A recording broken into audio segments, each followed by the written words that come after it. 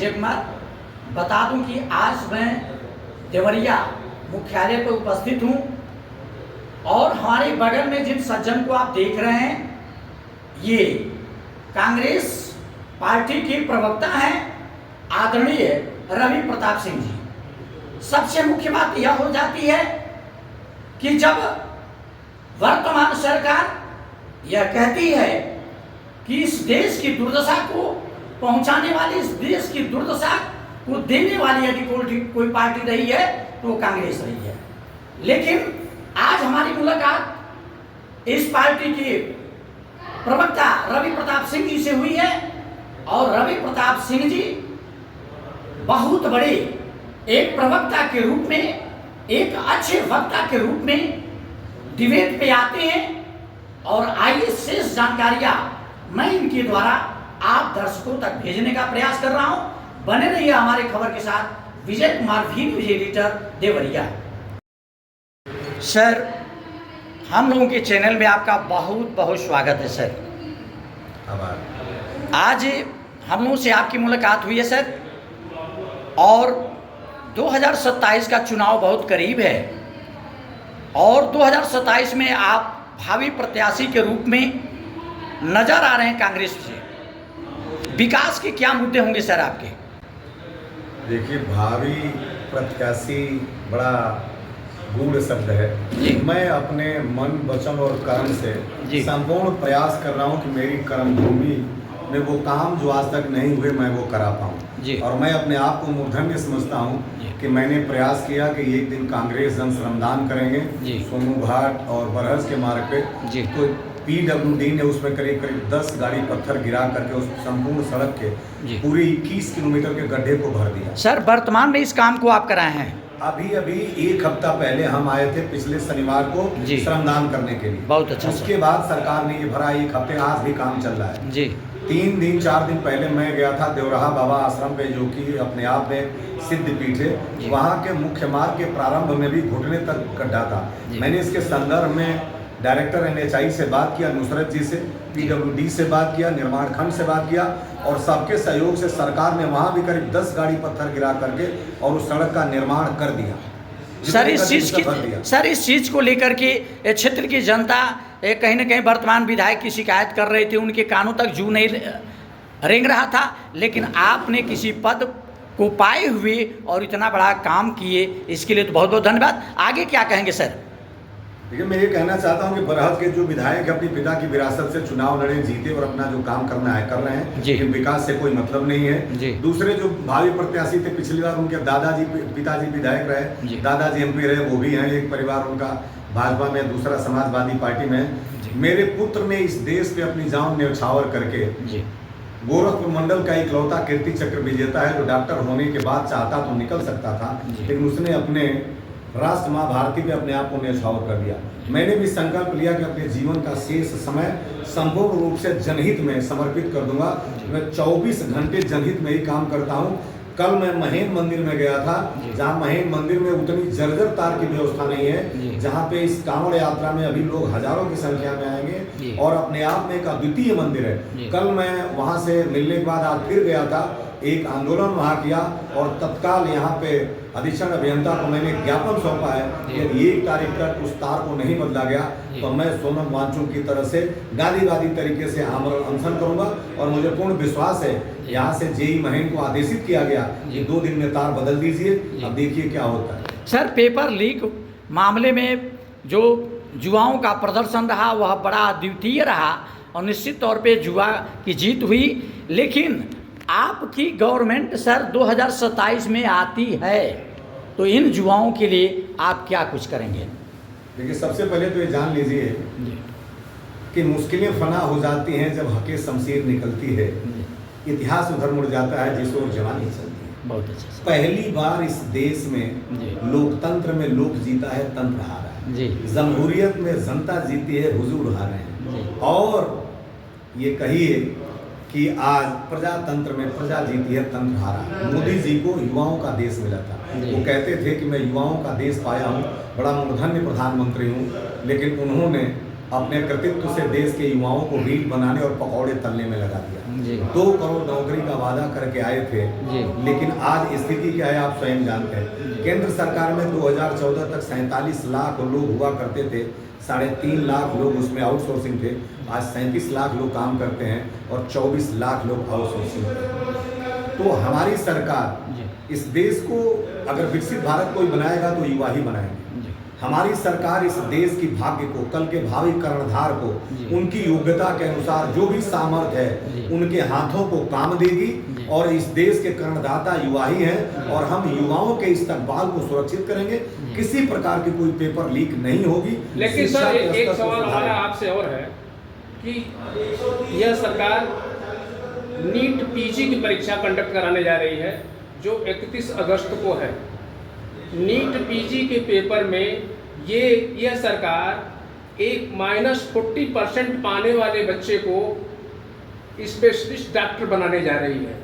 इस पर आपका क्या कहना है? देखिए, वास्तव में एक बड़ा विचारणीय प्रश्न है, क्योंकि जब आप नीट के एग्जाम देते हैं तो जो टॉप मोस्ट लड़के होते हैं, यानी जिनकी परसेंटाइल करीब 85 से ऊपर होती है, उनको गवर्नमेंट कॉलेज मिलता है।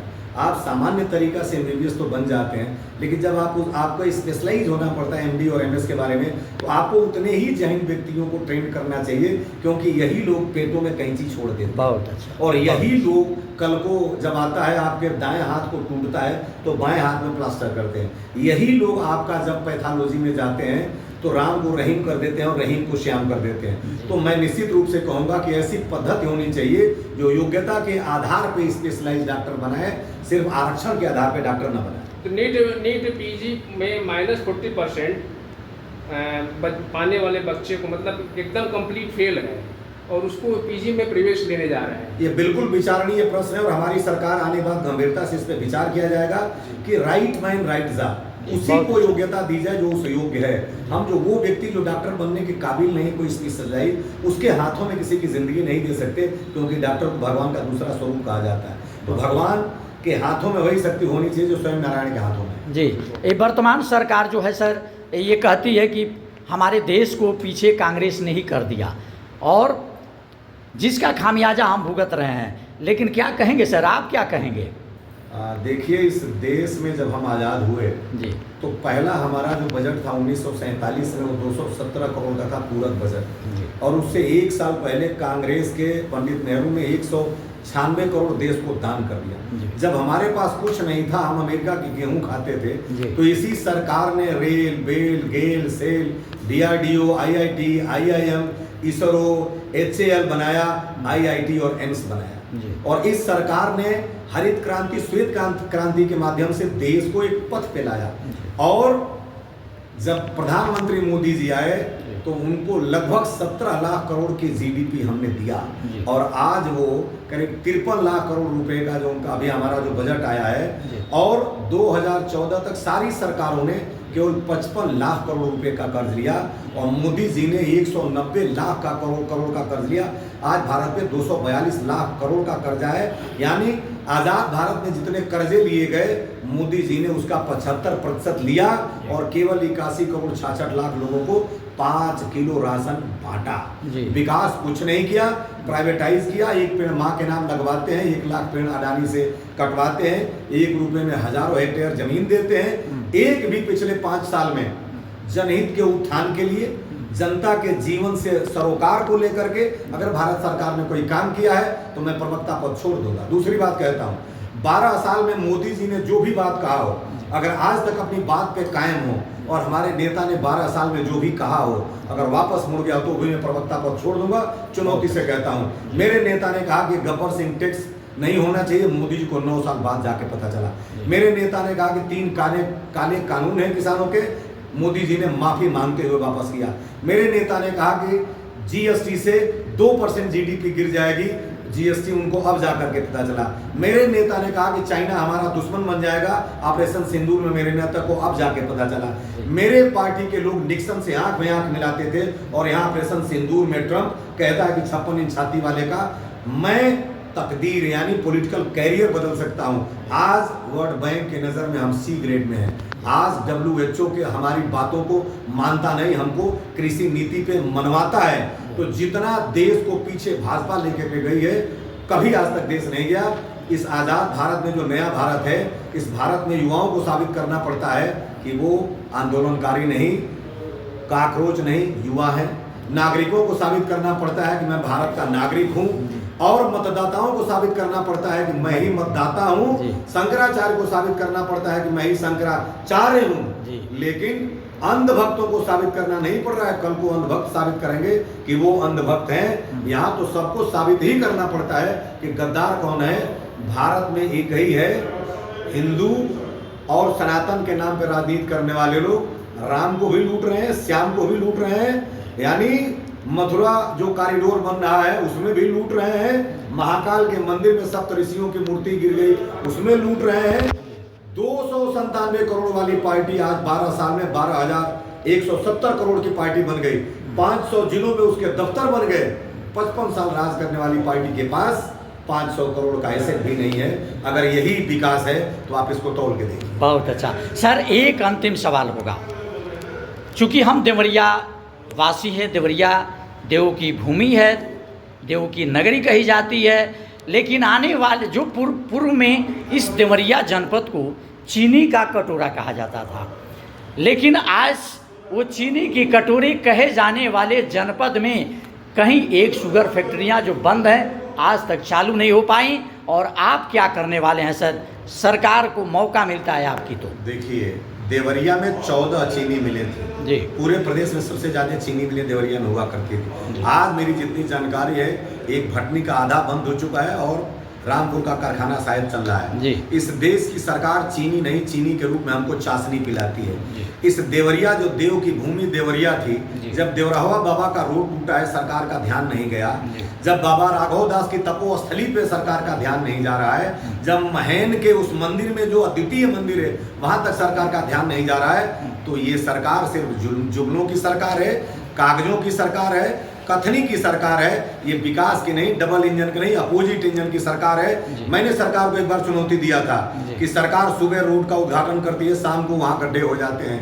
जो गोरखपुर से लिंक एक्सप्रेसवे बना था, 80 करोड़ रुपए की लागत से 1 किलोमीटर की सड़क 80 दिन में 80 जगह से टूट गई थी। मैंने चुनौती दिया था कि जांच करा लीजिए, गलत निकलता है तो 800 दिन में जमानत नहीं मांगूंगा।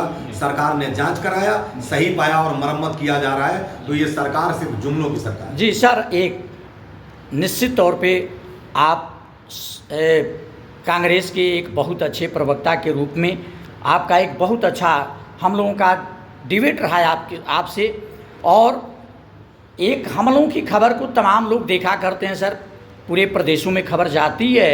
एक छोटा सा परिचय भी हो जाना चाहिए था सर, क्योंकि वो लोग देखें कि वास्तव में कांग्रेस क्या थी और कांग्रेस की सोच क्या है और आज के नेताओं की क्या सोच है। एक छोटा सा परिचय भी हो जाना चाहिए था सर। देखिए, मैं रवि प्रताप सिंह, प्रवक्ता कांग्रेस, पिता शहीद कैप्टन अंशुमान सिंह कीर्ति चक्र, मेरे पुत्र गोरखपुर मंडल के इकलौते कीर्ति चक्र विजेता हैं, जो देश का शांतिकालीन द्वितीय सर्वोच्च वीरता पुरस्कार है। वो एक डॉक्टर थे, सियाचिन में तैनात थे। 19 जुलाई 2023 को जब आग लगी तो वो आग से बाहर निकल गए थे, लेकिन मैं साथी जवानों को बचाने के लिए आग में कूद पड़े और उसी क्रम में उनकी संपूर्ण शहादत देते हुए उनकी जीवन चली गई।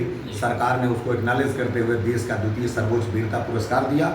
मैंने उन्हीं के इस बलिदान से प्रेरणा लेकर के देखा कि मुझे क्या करना चाहिए, तो मैंने जन सेवा को चुना और देखा कि जनसेवा कौन कर रहा है। बड़े विचार और मंथन के बाद मैंने कांग्रेस को चुना और मनसा वाचा कर्मणा से मैं कांग्रेस की सेवा कर रहा हूँ और देवभूमि देवरिया की सेवा कर रहा हूँ। बहुत बहुत धन्यवाद। जय हिंद, जय भारत।